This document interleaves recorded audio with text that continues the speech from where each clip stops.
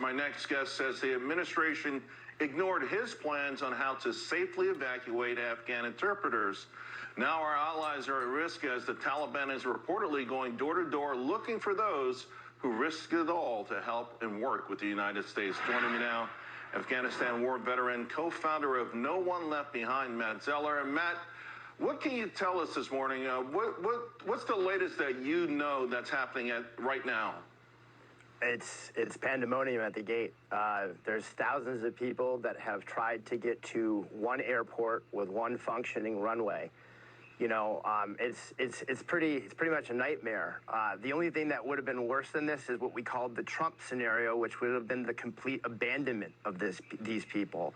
What we need right now is we need more runway space. What we're being told is there's just not enough runway space to put all of the planes that want to take people out in. They're running out of capacity to move people onto the runway. And then when they're flying them to third countries such as Qatar and Bahrain and others, they're running out of places to put people in those places. So, you know, we commend the people that are absolutely doing their best at the 11th hour, you know, with the most difficult circumstances. The people who have been asked to actually pull off of this evacuation, they're doing a phenomenal job. But the people who didn't plan for this are going to have to be held to account. Well, Matt, President Biden says that they accounted for every contingency, that they took every idea, every plan, everything was on the board. I'm assuming even the plan that you offered, what was your idea? How do you think that it should have been accomplished? How could this have been done much better? We actually built them a website and publicized it months ago so that people could follow along with it. If you go to evacuateourallies.org, you can read our plan. We want to get them to the island of Guam.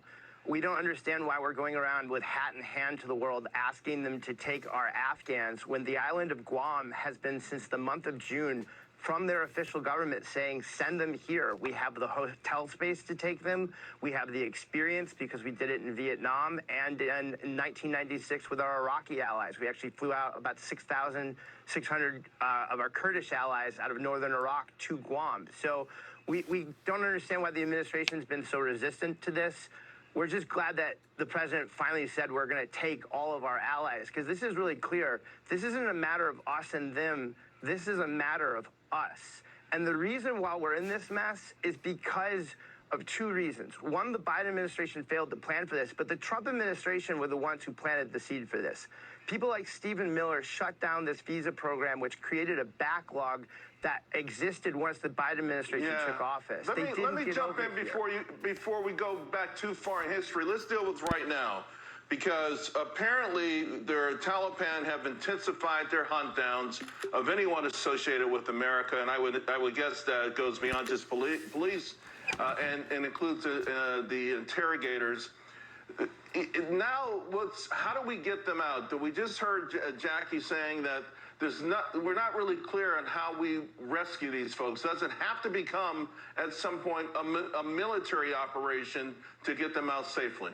Yeah, it's already a military operation. What we need to do is this. We need to tell the Taliban we're not going to be bullied like the Trump administration allowed us to be. The Trump administration is the one who made a deal with these people. The Trump administration is the one who released 5,000 of their fighters, which was what helped them eventually take over the country.